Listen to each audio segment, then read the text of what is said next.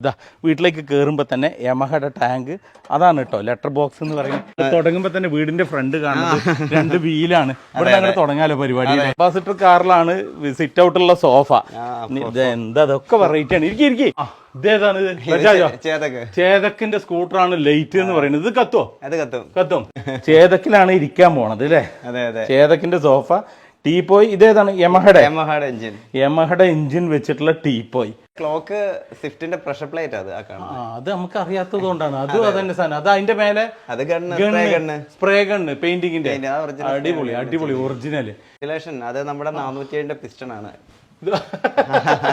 Fridge നിങ്ങള് Fox Wagen ആക്കി അല്ലേ? ഈ വണ്ടി ഇതേതന്നെ അല്ലേ? ഈ സ്റ്റൈലിലേക്ക് കൊണ്ടുവന്നു. അടിപൊളി. ഇത് ഡൈനിങ് ടേബിൾ വേറെ ലെവല്. ഇതിൽ കുറെ ടൂൾസ് ഉണ്ട്, കുറെ ഇതുണ്ട്. എന്തൊക്കെയാണ് ഇതൊക്കെ? ഇത് വണ്ടികളുടെ കുറെ പാർട്സുകളുണ്ട്. കാറ്, ബൈക്ക്, എല്ലാ ഒരുമാതിരിപ്പെട്ട വണ്ടികളുടെ എല്ലാ പാർട്സ് ഉണ്ട്. എന്നിട്ട് അതിന്റെ മേലെ ഒരു ഗ്ലാസ് വെച്ചിട്ടുണ്ട്. ഇതിന്റെ താഴെ എന്താണ്? വീൽ ഡിസ്ക് ആണത്. Wheel disk. അടിപൊളി ഒരു സാധനമില്ല. ഇതെന്താ സംഭവം? ഇത് നമ്മുടെ വാഷ് ബേസിനോ?